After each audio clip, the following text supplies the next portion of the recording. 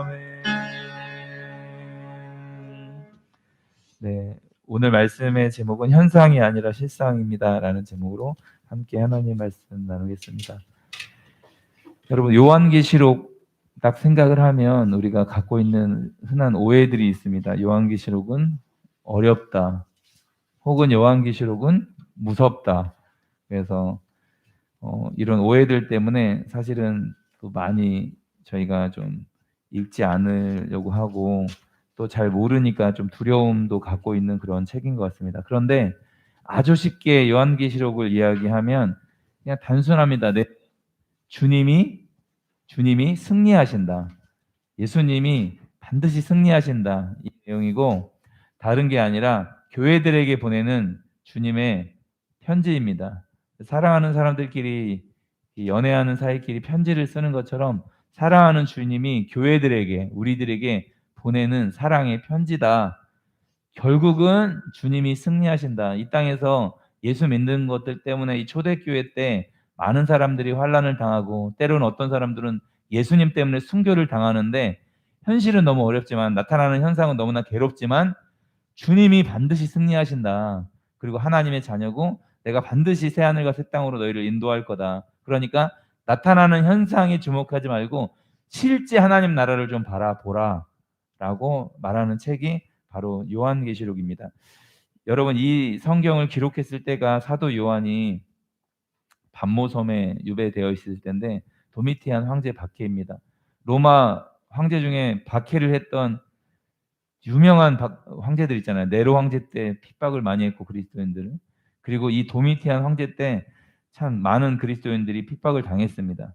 그리고 이때 황제를 신으로 고백을 해야 됩니다. 주로 고백을 해야 됩니다. 그러니까 그리스도인들은 예수 그리스도를 주로 시인하기 때문에 로마 황제를 신이라고 주라고 고백할 수가 없기 때문에 사실은 그런 핍박과 환난과 순교를 당하게 되었던 겁니다. 사도들은 거의 다 순교를 당한 상황이었고, 지금 사도 요한도 반모섬으로 유배를 지금 하고 있는 상황입니다. 그리고 수많은 성도들이 믿음을 지키다가 환난과 핍박을 당하며 어떤 사람들은 순교를 당했던 상황입니다. 그리고 어떤 일부 사람들은 예수님을 부인하고 그냥 교회를 예수님을 떠난 그런 사람들도 있었습니다. 그러면 이 땅에 남아있는 교회 성도들은 어떤 결정을 해야 될지, 사도들처럼 수많은 순교했던 사람들처럼 순교를 해야 하는지, 아니면 이 상황을 잠시 피하고 다시 돌아와야 하는지, 이런 어떤 결정을 해야 될 그런 상황이었습니다. 이때 사도 요한을 통해서 예수님이 7교회에 편지를 보내는 내용이 요한계시록 2장, 3장에 걸쳐서 7교회에 보내는 편지의 내용이 나와 있습니다. 참 두렵고 어떻게 결정해야 될지 모르는 교회들에게 편지를 보냈던 것처럼 지금 우리에게도 동일한 연약함과 때로는 두려움이 있는 것 같습니다. 그러니까 성령이 교회들에게 하시는 말씀을 들을지어다, 이렇게 17절에 써 있잖아요. 귀 있는 자는 성령이 교회들에게 하시는 말씀을 들을지어다. 그러니까 한 교회에게, 오늘은 이 버가모 교회에게 말하는 편지인데, 버가모 교회에만 말하는 게 아니라 교회들에게 말하는 겁니다. 결국은 지금 믿음 생활하고 있는 우리가 교회잖아요. 그래서 우리에게 주시는 이 메시지입니다.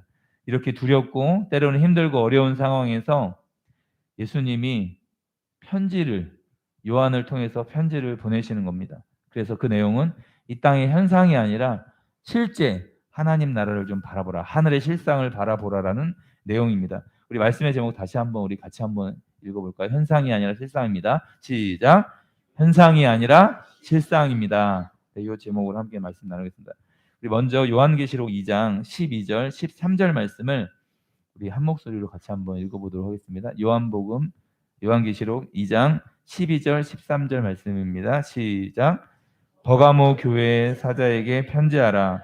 좌우에 날성검을 가지신 이가 이르시되, 내가 어디에 사는지를 내가 아노니 내가 내 이름을 굳게 잡아서 충성된 증인 안디바가 너희 가운데 곧 사탄이 사는 곳에서 죽임을 당할 때에도 나를 믿는 믿음을 저버리지 아니하였도다. 아멘.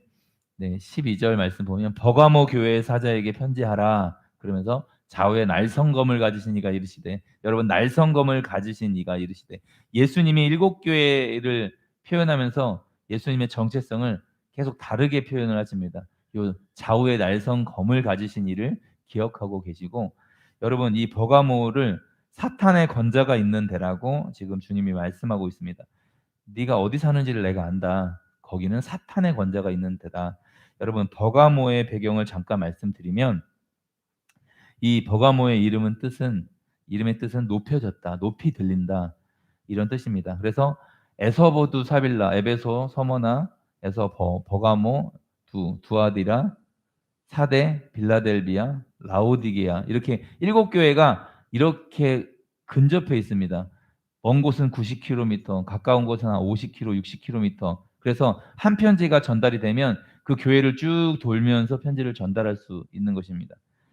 요 버가모 교회는 서머나 교회에서 순서대로 있거든요. 에베소, 서머나, 버가모 이렇게 순서대로 이렇게 있거든요. 이렇게 일곱 교회가 순서대로 있는데, 그 서머나에서 북쪽으로 80km 정도 떨어져 있습니다.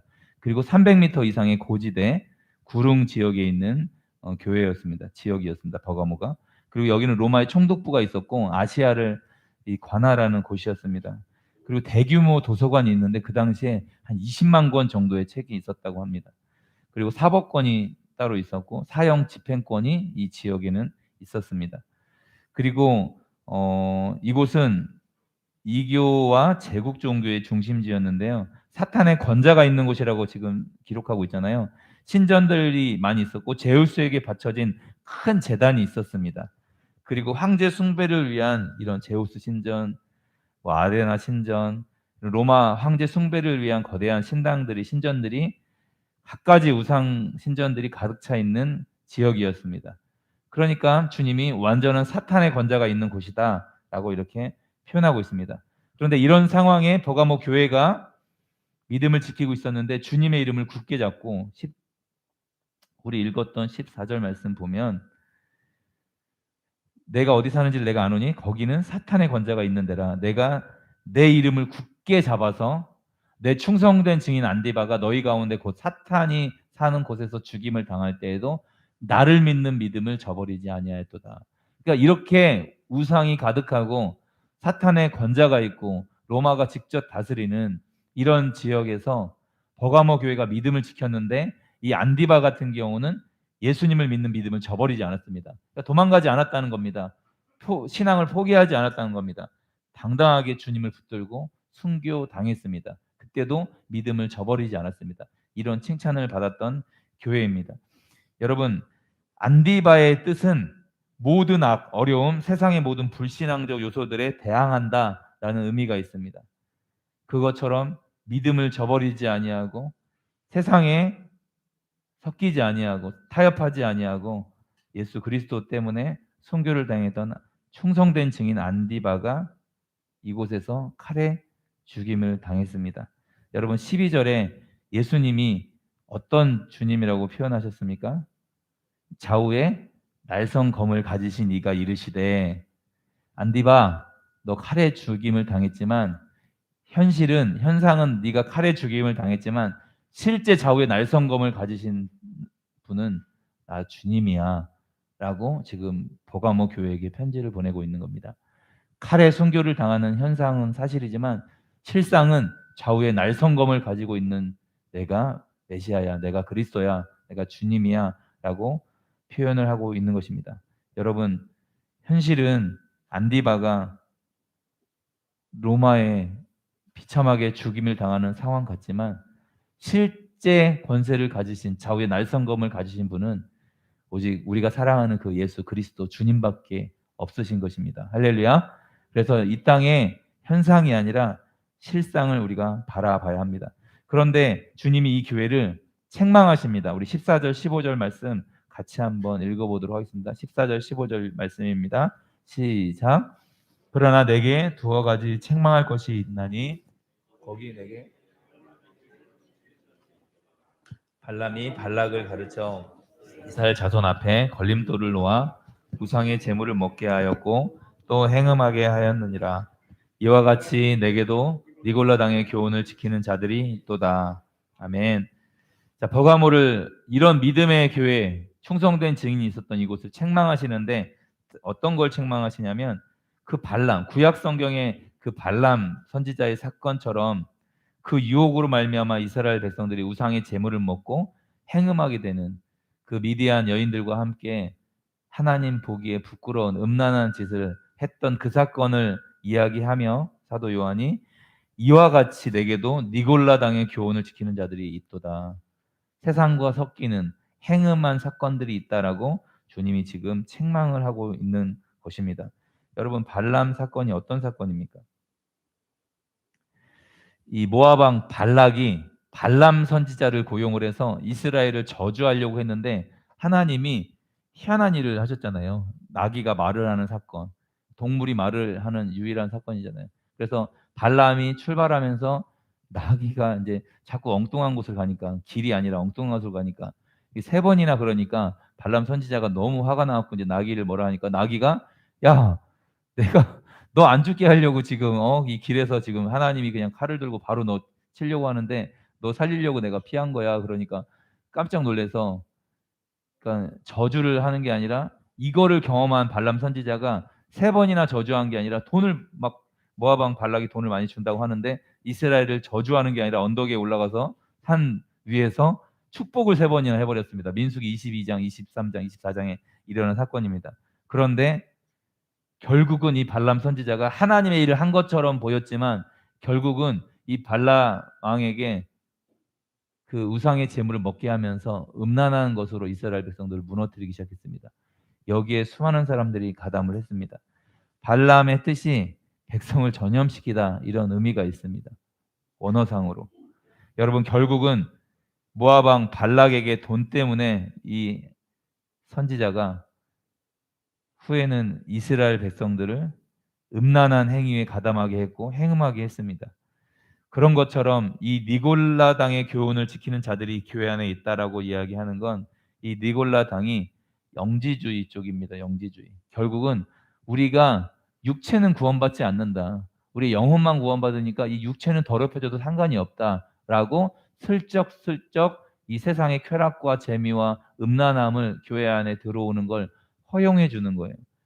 정말 무서운 교리죠, 영지주의가. 아, 영혼은 구원받고 우리 육체는 아무것도 아니다. 이건 아무것도 아니다. 라고 하니까 조금 더러워도 상관없다라는 정말 무서운 교리예요. 세상과 타협하게 합니다. 그리고 결국은 성도들을 행음하게 합니다. 음란하게 합니다.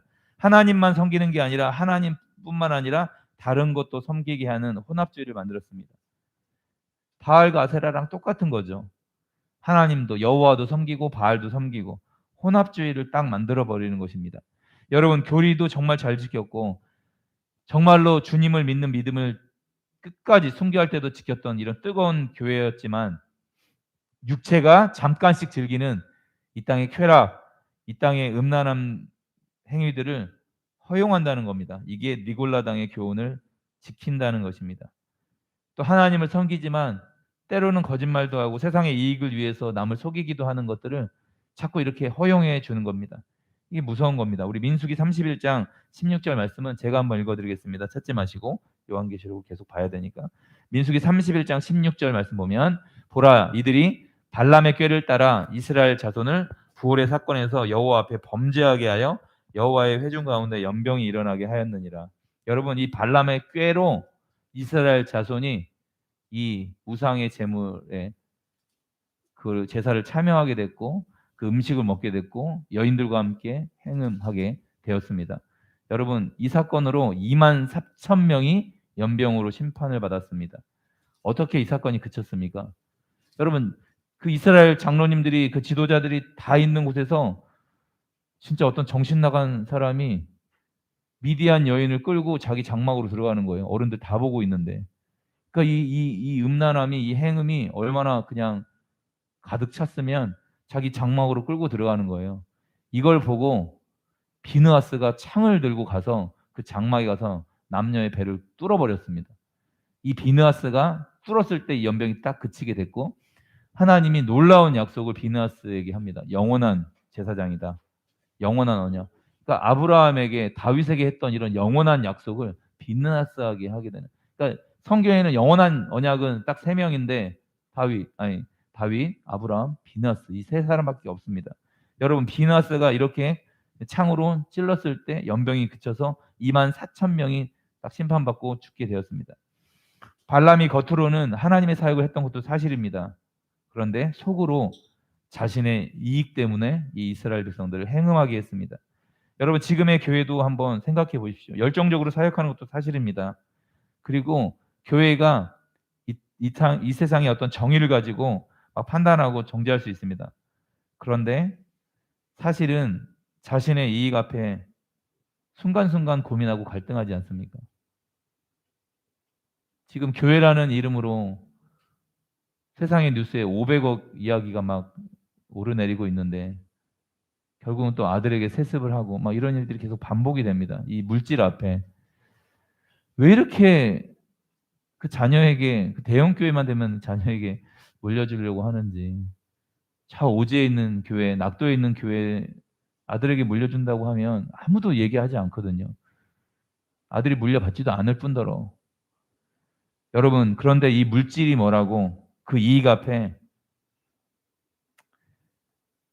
그런 결정을 하는 것입니다. 여러분 우리가 그러니까 세상을 살면서 큰 시련이나 뭐 엄청난 폭풍우 때문에 무너지는 것이 아닙니다. 결국은 이런 유혹, 재정적인 유혹, 이런 행음, 나의 삶의 작은 문제 하나, 때로는 순간의 혈기 못 참아서 우리의 삶이 무너지는 적이 많습니다.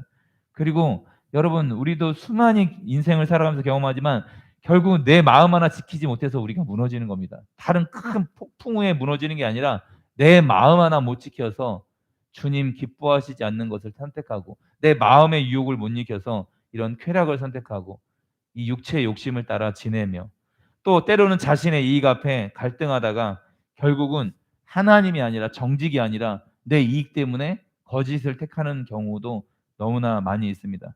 결국은 돈과 권력 앞에 여지없이 무너지는 경우를 우리는 많이 경험을 합니다. 순교할 정도로 대단한 믿음을 가졌던 버가모 교회였지만 결국은 니골라당의 교훈을 받아들이며 혼합적인 교리를 섞어서 세상이 즐길 수 있는 문화들, 돈들, 육체에 행음할 수 있는 이런 타협점이 생겼습니다. 탐심과 음란의 죄악을 교묘히 교회 안에 들어오게 하는 것이었습니다. 이게 구약의 바알과 아세라랑 똑같은 장면입니다. 바알과 아세라를 섬기면서 종교라는 이름으로 우리의 음란함을 그냥 이스라엘 백성들의 음란함을 채울 수 있으니까. 그리고 이걸 하면 농사가 잘 되니까 풍요, 결국 물질 이런 돈 때문에 여호와도 섬기고 바알과 아세라도 끝까지 1000년 동안 가나안 땅에 들어가서 바벨론 포로 끌려갈 때까지 놓지 못했던 것이었습니다. 여러분 여호와를 버린 게 아니었습니다. 구약 백성들도 여호와도 섬기면서 바알도 섬기는 혼합주의였습니다. 버가모 교회가 이 음행과 탐심을 받아들이면서 결국은 혼합하고 있었습니다. 주님이 이걸 책망하신 것이었습니다. 그러니까 하늘의 실상을 바라보지 않고 이 땅의 욕심을 바라보면 현상을 바라보면 누구라도 이 유혹 앞에 무너질 수밖에 없다는 것입니다. 선한 목자교회 유기성 목사님 강의 중에 택시를 타셨는데 유기성 목사님이 교회 다니시냐고 신앙생활 하시냐고 이제 택시에서 여쭤을 봤어요. 들으신 분도 계실 텐데 그랬더니 기사님이 원래는 다녔는데 지금은 교회를 안 다닌다고 하는 겁니다. 자기 형 때문에. 왜 그러시냐 그랬더니 자기 형이 의사인데 장로님이시래요. 의사고 장로님이신데 부모님이 유산을 주셨는데 수십억이었나 봐요. 유산이. 그런데 어떻게 했을까요? 택시기사인 동생하고 잘 반반씩 나눴을까요? 이 동생이 지금 교회를 안 당하고 있는데 형이 그 유산을 다 가져가신 거예요. 의사인데.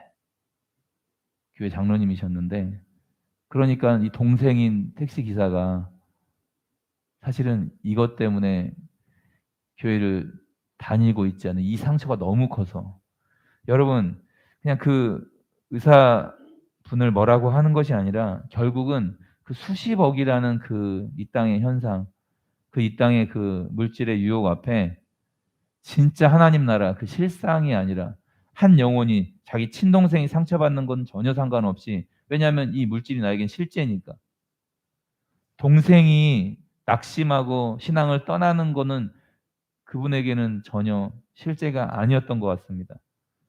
나중에 돌이켜서 다시 주님이 기뻐하시는 행동으로 했으면 좋겠지만, 여러분, 이런 일들이 뭐 금액이 달라서 그렇지 이런 일들이 얼마나 비일비재하겠습니까? 그 순간의 욕심 앞에, 그 재물의 유혹 앞에 하나님은 온데간도 없고 그냥 이 나의 탐심을 채우기 위해서 이런 결정, 이런 유혹 앞에 무너질 수밖에 없는 것이, 이분을 뭐라 그러는 게 아니라 우리 똑같은 존재잖아요. 우리 존재가. 여러분, 그러니까 이런 이 땅의 현상을 바라보고 흔들리지 말고 하늘의 실상을 바라보라고 주님이 지금 편지하고 있는 것입니다. 요한계시록 2장 16절 말씀 우리 다 같이 한번 읽어보겠습니다. 시작. 그러므로 회개하라.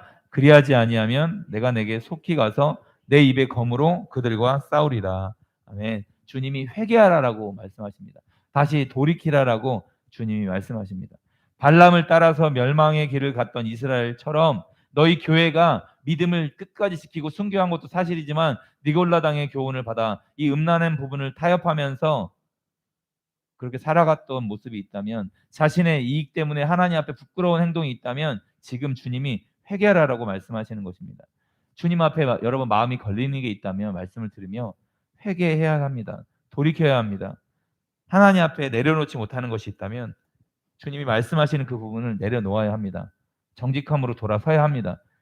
그리고 여러분, 회개란 단순히 그 행위를 멈추는 게 아니라 돌아서서 끊어내고 돌아서서 하나님께로 향해 나아가는 것입니다.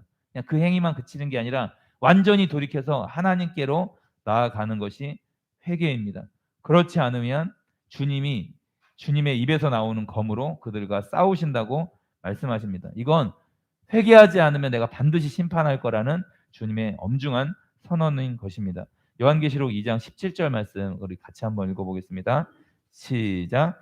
귀 있는 자는 성령이 교회들에게 하시는 말씀을 들을지어다.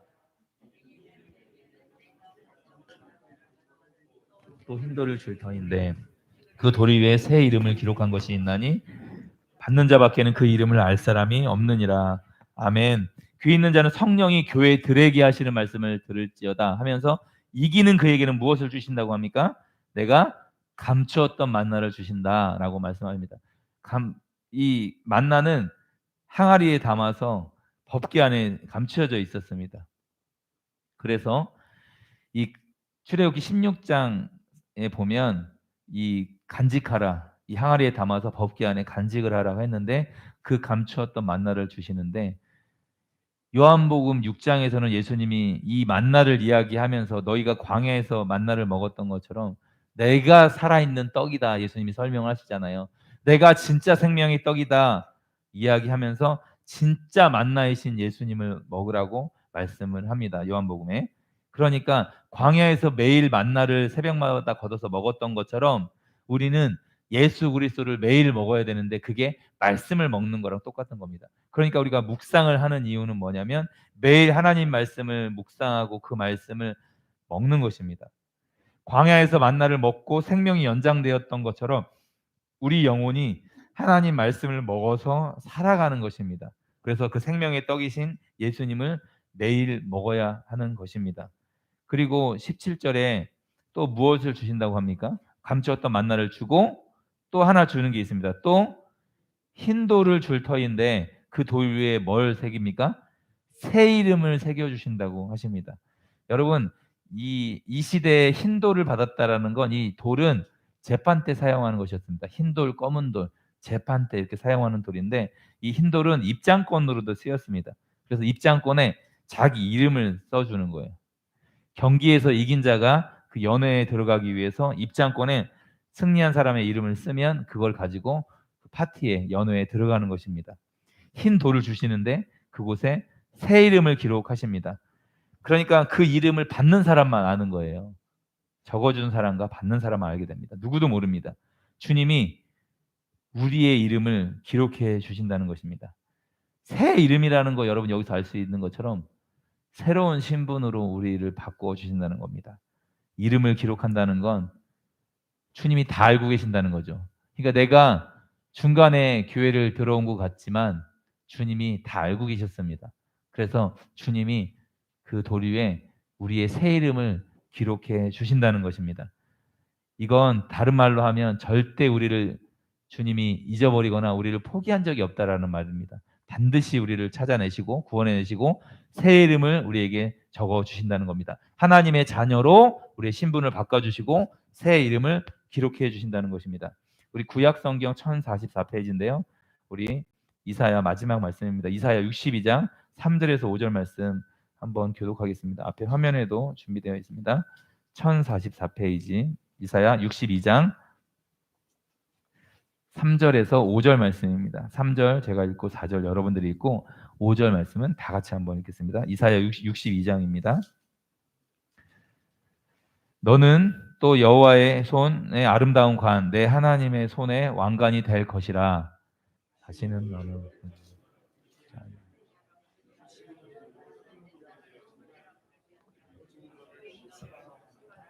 내 땅을 필라라 하리니 이는 여호와께서 너를 기뻐하실 것이며 내 땅이 결혼한 것처럼 될 것임이라. 같이 읽겠습니다.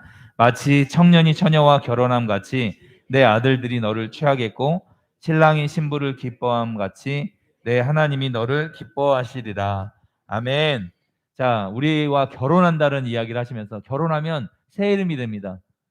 호적이 남편 밑으로 들어가게 됩니다. 주소지가 바뀌게 됩니다. 새 이름을 주는 겁니다. 마치 청년이 처녀와 결혼한 것 같이 내 아들들이 너를 취하겠고 신랑이 신부를 기뻐한 것 같이 내 하나님이 너를 기뻐하시리라. 자, 새 이름을 주시는데 너는 또 여호와의 손에 아름다운 관, 하나님의 손에 왕관이 될 것이라 하면서 어떤 이름을 주시냐면 4절에 다시는 너를 버림받은 자라 부르지 아니하며 다시는 내 땅을 황무지라 부르지 아니하고. 여러분, 너를 버림받은 자가 아니다. 이 땅의 현상은 순교당하고 목부인당하고 비참하게 핍박당하는 게 현실인 것 같지만 너희는 다시 버림받은 자가 아니야. 그리고 내 땅은 황무지가 아니야. 아무 열매 맺지 못하는 황무지가 아니라 너를 헵시바라 하며 내 땅을 뷸라라. 이게 뷸자가 지금 사라졌네요. 뷸라라 하리니 이는 여호와께서 너를 기뻐하실 것이며 내 땅이 결혼할 것처럼 될 것입니다. 여러분, 헵시바는 이런 뜻입니다. 내가 너를 기뻐한다. 나의 기쁨이 너에게 있다. 헵시바, 우리 헵시바 찬양다 뭐 이런 이름들이 있잖아요. 내가 너를 기뻐한다. 나의 기쁨이 너에게 있어라는 뜻이 헵시바라는 뜻이고 뷸라는 결혼한 여자를 나타내는 단어입니다. 넌 나의 신부야. 신분이 바뀌었습니다. 이 땅에서 황무지가 되고 버림받고 순교당해도 주님이 상관없다고 하십니다. 왜냐하면 주님이 우리를 기뻐하시고 나의 기쁨이 너에게 있어. 그리고 나를 영원한 신부 삼아 주신다는 이게 실상입니다. 우리의 존재입니다. 신분이 바뀐 우리의 모습입니다. 여러분, 다시 한번 제목 한번 따라할까요? 현상이 아니라 실상입니다.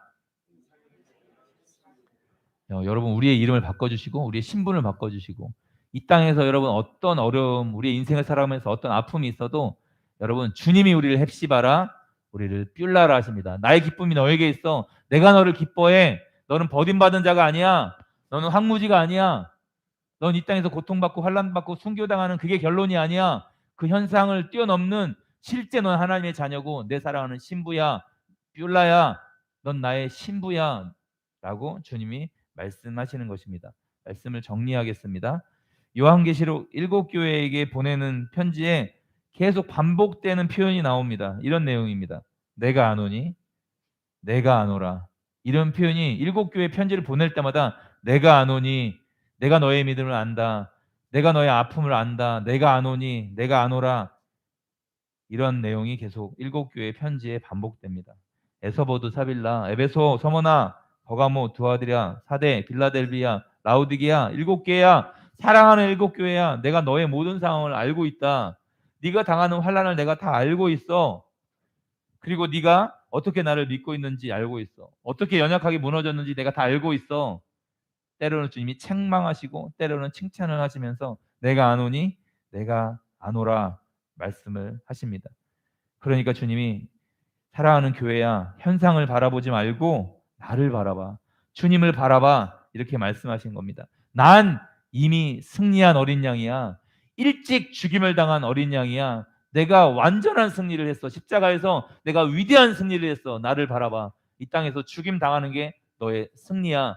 현상은 죽음이지만 죽음이 끝이 아니라 영원한 하나님 나라가 예비되어 있어. 라고 이 실상을 말씀하고 있습니다. 그리고 난 이미 승리했고 내가 널 정말 사랑하고 있어. 내가 너를 얼마나 사랑하고 있는지 이걸 알아야 해. 라고 주님이 일곱 교회에게 말씀하시는 것뿐만 아니라 지금 우리 워널드 교회 모든 성도님들에게 말씀하고 있습니다. 사랑하는 아들아, 사랑하는 딸아, 내가 다 알고 있어. 너의 수고와 인내, 그리고 나를 향한 그 마음. 때로는 너의 연약함 내가 다 알고 있어. 그거 알고 내가 너를 불렀다. 너에게 일어나는 현상 때문에 힘들어하지 말고, 너의 아픔 때문에 힘들어하지 말고 실상을 바라보고 예배해라. 너의 연약함을 보지 말고 주님의 완전함을 바라보라 라고 주님이 우리 교회에게 말씀하고 계십니다. 여러분, 오늘도 이 하나님의 구원을 기억하고 찬양하며 끝까지 믿음으로 순종하며 살아가는 워널드 교회 모든 성도님이 되시기를 주님의 이름으로 축원합니다.